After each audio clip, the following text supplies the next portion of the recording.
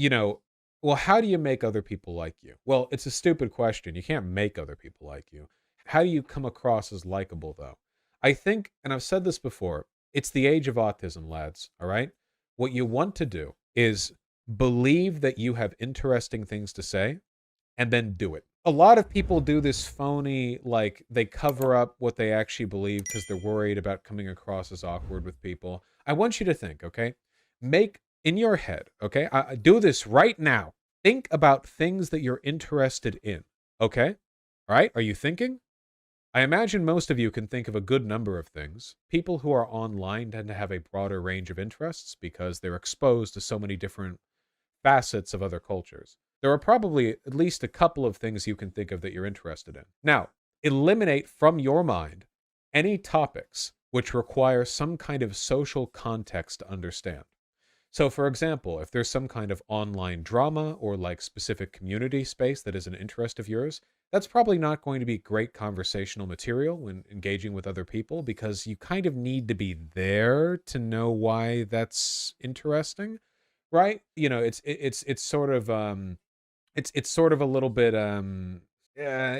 like for instance, I wouldn't want you guys talking about me unless you knew the other person already knew about me. This is a context thing. If there are broader things, I bet a lot of you like trains, video games, painting, or illustration. You might like more philosophical topics like transhumanism, architecture. That's a big one. Think about topics you're interested in that might have a broader appeal. A great example of topics that you can engage with others on the subject of is think of something that every single human alive has some kind of casual interest in. Architecture is a great one because nobody has zero opinions on architecture. Every single person alive has had some kind of thought on what nice buildings look like. That's a good one. Music. Pretty much everyone, save me, I guess, has an opinion on music that they'd be willing to discuss with others. What if it's a technical topic like physics or mathematics? There's nothing wrong with technical topics. The difficulty is, once you've chosen a topic, how do you present it to other people? Okay? I really want you to think about this, okay? The best way of understanding how to talk about your interests to other people is to think, if somebody else was talking with me about a subject I had, and this is critical, no interest in, how would I like them to talk about it with me? Think about something you have no interest in at all. For me, it might be music or celebrities, like pop culture kind of stuff. If somebody was to approach me with that topic, how would I want to have it discussed at me? How would I want to receive that information?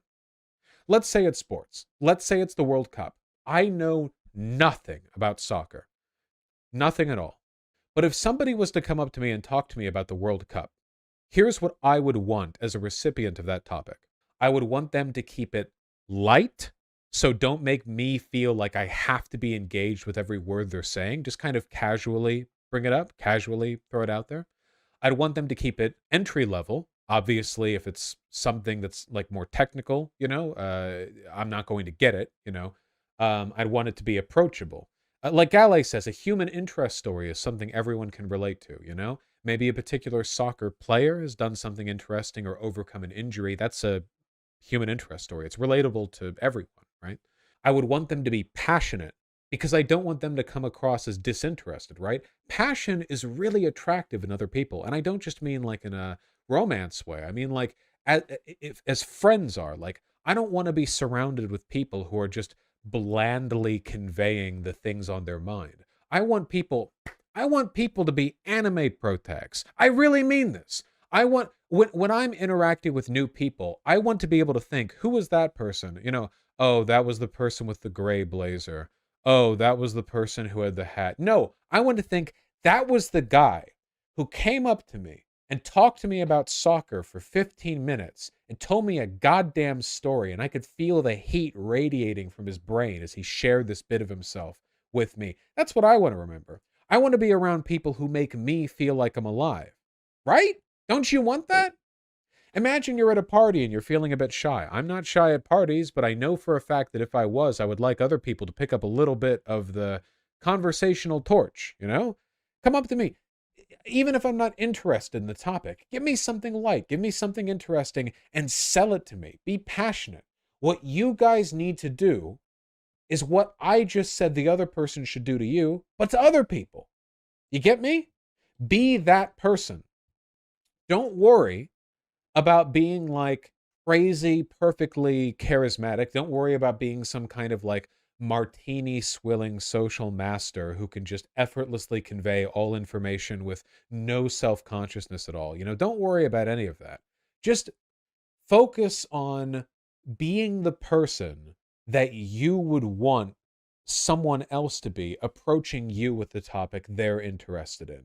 Be passionate. Be remembered for the things that you care about. You know?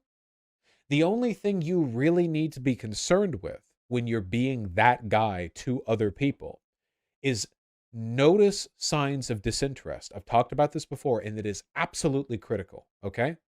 Absolutely critical. If a person looks like they're not too interested in what you're talking about, you should give them opportunities to break off the conversation without them feeling bad for you. You don't want other people to feel like they're only entertaining you out of pity. The reason you want to be careful about this is twofold. It's for both of you. You don't want them to feel stuck, and you don't want to feel like they're only listening to you because they feel bad for you, right? That's a big fear. Yeah, a lot of people are saying my worst fear. The best way to deal with that is to give them outs. So, for example, this is the easiest one in the book. This is a very straightforward one. You're talking with someone, you're sharing an interest, you're saying something about how like you recently read an article on water on Mars, you know, and you're talking about it, and you're well, it's just really cool, you know, maybe something cool could be done with it, you know, you're talking with people. Um, you're not sure if they're invested in the conversation. You're not sure if they really care.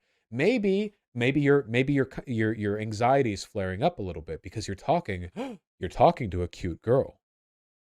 Oh, dangerous. You do not want to feel like she's only talking to you out of pity, right? You don't want to be one of those guys or girls, do you?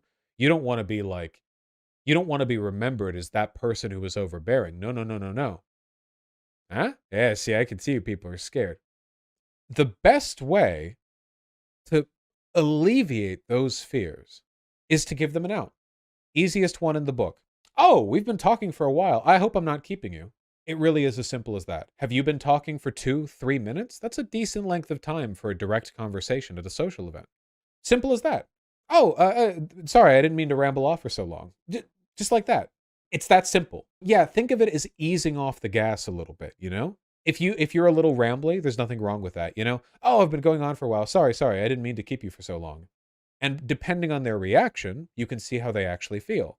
If you say that exactly, oh, I've been rambling, didn't mean to keep you for so long, which is fine. That's a fine thing to say. They can respond with like, oh no, it's been great. If they ask you a follow-up question, you're in, by the way. If they respond to that and then continue with what you were saying, like they ask you to continue or they like ask you to extrapolate, you're fucking in. Congratulations. That's like the strongest affirmation of their interest they can give. They're rejecting your easing up on the gas. You eased up on the gas and they put their hand on your foot and slammed it down. They're like, yeah, okay, keep talking. Like that, you know? If they say something like, oh no, it's okay. You know, like if you say something like, oh, I didn't mean to ramble, it's been a little while, and they're like, oh no, it's okay. That's a neutral response. That's not positive or negative.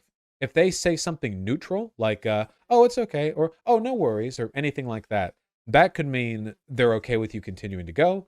That could mean that they'd like to sort of do something else right now. It legit is like totally neutral. I tend to lean on the side of caution, especially with women, because women are often socialized to be really like sort of non-confrontational, you know? So I think it's generally a good idea to lean towards slightly more timid when you're first meeting someone. After all, at most social events, you're going to be meeting more than one person if you're going to like a hiking group or something or the other. And I want to be clear, by the way, if you've been talking to someone for a few minutes and you're like, oh, sorry, I've been rambling for a bit. Thanks for listening, and they're like, oh, yeah, sure, it's okay. And then they kind of like wander off. That's a sign of disinterest. I want to be clear. If that happens to you, you did nothing wrong. At least nothing wrong within the framework of what we're talking about. That's fine. It's fine to interact with new people, talk about your interest for a while, and then like they are, kind of, and then they walk off. It has happened to me so many times because it's inevitable and it happens to literally everyone. Literally everyone. There's not a human on earth who that has not happened to, okay? So don't worry about it. I'm seriously, don't, yeah. You had a conversation, it's fine. Not every conversation can end in someone being enraptured by what you have to say. You got some practice in, you interacted with somebody, and you didn't wrong them. You gave them a let off. There are a million ways to give people outs, by the way. A good way, prompting questions. If you prompt questions like, oh, out of curiosity, what would you have done with X? Or, oh, have you ever listened to this? Or, oh, have you ever heard of this? Prompting questions gives them a chance to talk, and the way in which they talk will tell you a lot about how they actually feel. If they come across as kind of like, oh, yeah, then maybe they're not so into it. And you can end a conversation really graciously. And by the way, even if they're not into the conversation, you being able to end a convo graciously puts you above like 95% of people. I swear to God, okay? If you can be in a conversation with somebody, they're not that into it, you give them a leading question and they kind of suggest they're not that into it with the way they respond. And you're like, oh, yeah, well, it's been fun. Have a good day. And then you go do something else. You're winning. You're doing so good right there. You're such a good little PogChamp. You're doing great. That's so, yeah. Most people can't do that. Most people cannot do that. You want to strike that good balance where you're being authentic and enthusiastic with presenting what you're interested in, while also being respectful of nonverbal signs of disinterest, and obviously verbal ones. And obviously conversations aren't just about autistically rambling at other people. That's a good part of my conversations, but, whatever. You also have to listen to them. I know, terrible. I swear to God, this feels so dumb to say, but this really is like a thing people struggle with. Please do listen to other people when they talk to you. I've noticed before, primarily through my own experiences, the main reason I sometimes find myself unable to pay attention to a conversation is because I'm thinking about something beyond the conversation. Usually, am I bothering this person? Do they want to be my friend? Am I going to be dumping a load on them later? Really, it's one of those three. The first one can be solved with giving them an out. If they've been given outs and you can respond to those, you don't need to feel anxious or like insecure about their participation. But for the other 2 points, it's like, do they actually want to be friends? And will we be fucking? And I feel like both of these questions are like really unproductive to think on. Like it's not good to have those things on your mind because those are like top level considerations. I think it's appropriate to think when you're at home after having a social outing, what can I do to make that person my friend? What can I do to maybe woo that person? I think that's fine. You're just reflecting on a social outing. You're thinking, okay, well, here's what I did, here's what I learned, and I kind of think that person's hot. I like that person. Those are top level considerations. Those are strategy meetings. How can I behave to develop a friendship or see their dick? Great. That's fine. But when you're actually talking to a person right then in that moment, you're not doing any like high tier strategy shit. You're right there on the ground. You're in the fucking battlefield.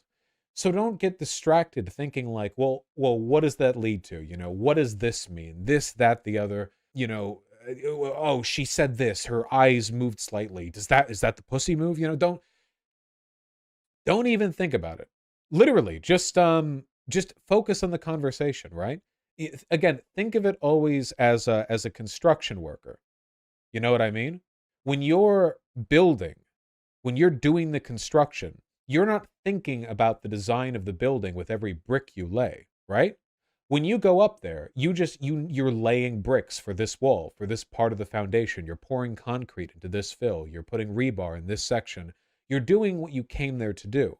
You don't assess the design of the house while you're laying the bricks. You do it when you're talking with the engineer, looking at the blueprints outside of the construction zone. Does that make any sense? You should focus on what's important where you are. And when you're actually talking with somebody, what matters most is how you handle that conversation. You want to think about like high level concerns when you're stepping back, and low level concerns like direct interpersonal engagement when you're there. And listen to what they're saying, you know? I've found, as snobby as I used to be, as much of an enlightened Reddit atheist who doesn't even know who Lady Gaga is, etc., that I was when I was in high school. Like, with time, I have come to appreciate an enthusiastic and sort of well delivered lesson from anyone on any subject. Really, I'll listen. If I was talking to a Taylor Swift fan and they could tell me a good story, I would enjoy it.